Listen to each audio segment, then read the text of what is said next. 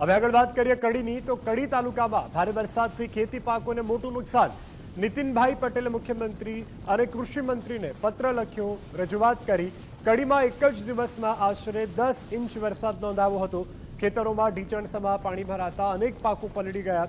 તો ખાખરિયા વિસ્તારમાં પણ અનેક ગામો ખેતરોમાં ગરકાવ થયા છે.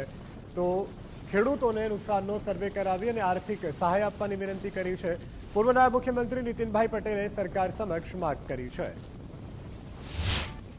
કડી તાલુકામાં અત્યાર સુધીમાં લગભગ 40 ઇંચ જેટલો વરસાદ થયો છે અને એમાં મુખ્યત્વે 24/7/26ના દિવસે એક સાથે 10 ઇંચ જેટલો વરસાદ પડ્યો.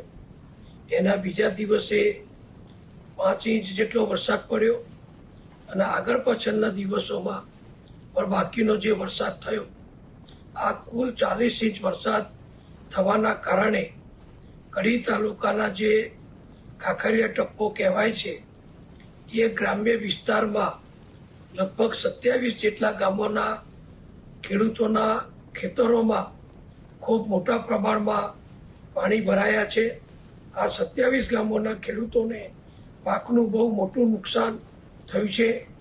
એટલે આ ખેડૂતોના નુકસાનનો સર્વે કરી અને એમને સહાય આપવા માટે માનનીય મુખ્યમંત્રીશ્રીને 28 તારીખના રોજ મેં પત્ર પાઠવ્યો છે.